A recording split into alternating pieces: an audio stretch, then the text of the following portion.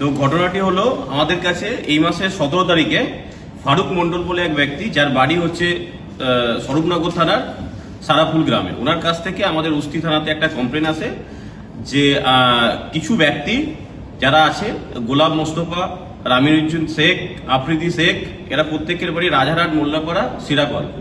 এরা কি করেছে, কিছু লোকজনের কাছ থেকে তাদেরকে নিউজিল্যান্ডে চাকরি পাইয়ে দেওয়ার নাম করে তাদের কাছ থেকে পাসপোর্টগুলোকে নিয়ে রাখে এবং সাথে সাথে প্রত্যেকের কাছ থেকে তারা কিছু লাখ টাকা, অনেক টাকা তাদের কাছ থেকে নেয়। এবং এটা নেওয়ার পরে তারপর কিছুদিন পরে তারা যখন ভিসাটা পেয়ে থাকে, তখন ওরা জানতে পারে যে ভিসাটা পেয়েছে সেগুলো প্রত্যেকটাই ফেক ভিসা।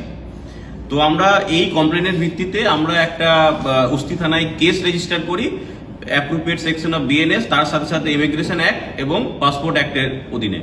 সেই কেসে তদন্ত করে আমাদের উস্তি থানার পুলিশ, এবং তদন্ত করে আমরা 25 তারিখে একজন এফআইএম কে অ্যারেস্ট করি, তার নাম হচ্ছে গোলাম মোস্তফা শেখ, এবং তাকে আমরা 7 দিনের পুলিশ রিমান্ডে নিয়ে থাকি। এবং তারপরে 27 তারিখে আরো দুজনকে আমরা সোনে অ্যারেস্ট করি, রামিনুজ্জুন শেখ এবং আফ্রিদি শেখ। তো এদেরকে আমরা জিজ্ঞাসাবাদ করি, এবং জিজ্ঞাসাবাদ করার পরে আমরা এনাদের কাছ থেকে প্রচুর পরিমাণে পাসপোর্ট, যারা সাধারণ মানুষকে জালিয়াতি করে, সাধারণ মানুষের সাথে প্রতারণা করে পাসপোর্টগুলো রেখে দিয়েছিল এবং তাদের সাথে টাকা পয়সা প্রচুর তাদের কাছ থেকে নিয়েছে, সেগুলো আমরা রিকভার করি।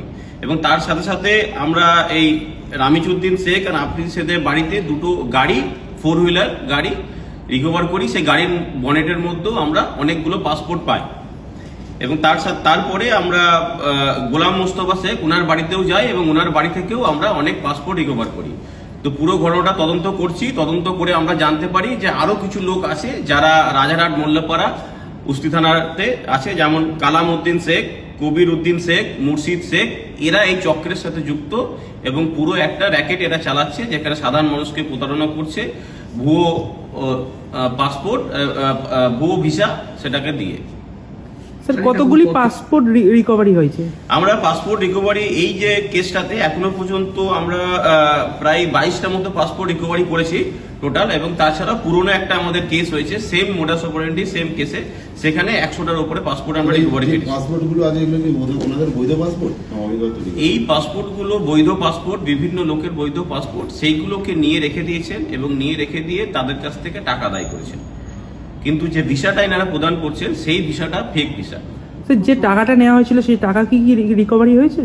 তা আমরা পুরো ঘটনাটা তদন্ত করছি এবং এটা ফাইন্যান্সিয়াল ইনভেস্টিগেশন করছি, পুরোটা ইনভেস্টিগেশন হবে। এবং যত টোটাল অ্যামাউন্ট এখনো পর্যন্ত আমরা ক্যালকুলেট করছি, প্রত্যেকের কাছ থেকে প্রায় পার হেড 2 থেকে 3 লাখ টাকা করে নিয়েছেন এই ভিসা দেওয়ার নাম করে। মূলত যে পাসপোর্টগুলো আপনারা রিকভারি করেছেন, এই পাসপোর্টগুলো মানে যারা ব্যক্তি, তারা কি এখানকার স্থানীয় ব্যক্তি না বাইরেও কেউ আছে? কিছু স্থানীয় আছে, কিছু বাইরেও আছে, সমস্ত রকমের লোকজন আছে। মেজরিটি যে পাসপোর্টে তারা স্থানীয় ব্যক্তি আছে।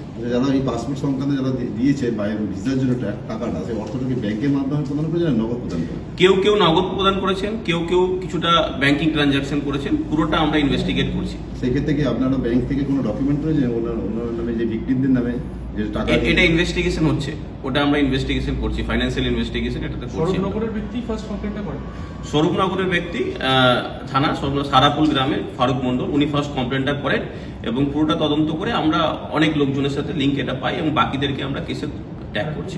ভিন রাজ্যের, ভিন জেলার একজনই, বাকি সবই হচ্ছে এখানকার? হ্যাঁ, বাকি সবই এখানকার। মোস্ট অফলি যারা যুক্ত আছে তারা হচ্ছে রাজারহাট, মোল্লাপাড়া, সিরাজগঞ্জ। একটা জায়গা থেকে মোটামুটি র্যাকেটটা চালাচ্ছে।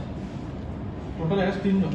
এখনো পর্যন্ত আমরা 3 জনকে অ্যারেস্ট করেছি, ফার্দার ইনভেস্টিগেশন হচ্ছে। সাসপেক্ট কত বলছেন মনে করছে? আমরা আরো সাসপেক্ট আমরা পেয়েছি, প্রায় 6-7 জন সাসপেক্ট আমরা এলাকাতে পেয়েছি যারা এই চক্রের সাথে যুক্ত। তাদের বিরুদ্ধে আমরা আইনত ব্যবস্থা নিচ্ছি। কি ধরনের কাজের প্রতিশ্রুতি দেওয়া হয়েছে? এদেরকে বিভিন্ন রকমের হোয়াটসঅ্যাপের মাধ্যমে, বিভিন্ন রকমের গ্রুপের মাধ্যমে একটা কাজের প্রতিশ্রুতি দেওয়া হয়। মেনলি সেই কাজের পরে তারা এই বিষয়টা সোশ্যাল মিডিয়ায় কোনো বিজ্ঞাপন ছেড়েছে? সোশ্যাল মিডিয়া মেনলি হোয়াটসঅ্যাপ গ্রুপের মাধ্যমে আমরা পেয়েছি এটা। ওনারা হোয়াটসঅ্যাপ গ্রুপের মাধ্যমে লোকজনকে এটা স্প্রেড করতো। স্যার, যারা পাসপোর্টে যারা পাপক, তাদের হাতে কি পাসপোর্টগুলো আনুষ্ঠানিকভাবে তুলে দেওয়া হবে না পার্সোনাল? এটা যে লিগাল প্রসেস আছে, যেহেতু এটা কেস কালেকশনে সিজার হয়েছে, লিগাল প্রসেস ফলো করে আমরা সেটা। অ্যারেস্টের নাম বলে কারণ বলবেন? 3 জনকে অ্যারেস্ট করেছি। একজন হচ্ছেন গোলাম মোস্তফা শেখ,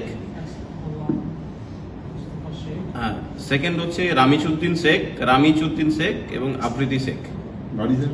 এদের প্রত্যেকের বাড়ি রাজারহাট মোল্লাপাড়া সিরাকল কুস্তি থানার। স্যার এখনো পর্যন্ত যারা অধরা তাদের নামগুলো কিছু কিছু নাম আমাদের কাছে উঠে এসেছে তদন্তে। তাদের মধ্যে আছে কালামউদ্দিন শেখ, কবিরউদ্দিন শেখ, মুর্শিদ শেখ। প্রত্যেকের বাড়ি রাজারহাট মোল্লাপাড়া সিরাকল কুস্তি থানার অন্তর্গত। আপনি বলছেন যে আগের একটা কেস সেম মোডাস অপারেন্ডি আছে, সেম ধরন ক্রাইম ওরা করেছে। তাদের সাথে আমরা লিঙ্ক করছি, কেসটা এখন আমরা তাদের সাথে লিঙ্ক করছি। সেটাও কি এরাই যুক্ত নাকি না? সেটা আমরা তদন্ত করে দেখছি। কিছুটা একটা র্যাকেট চলছে, তার কিছুটা লিঙ্ক আমরা পেয়েছি, বাকিটা তদন্ত চলবে। 100টার পাসপোর্ট যেটা বলছেন কবে কার incident? এটা প্রায় 7-8 মাস আগেকার একটা কেস আছে, তখনকার ইনসিডেন্ট। আর প্রেজেন্ট হচ্ছে 22টা। হ্যাঁ, প্রেজেন্ট হচ্ছে আমরা 22টা শেষ করেছি।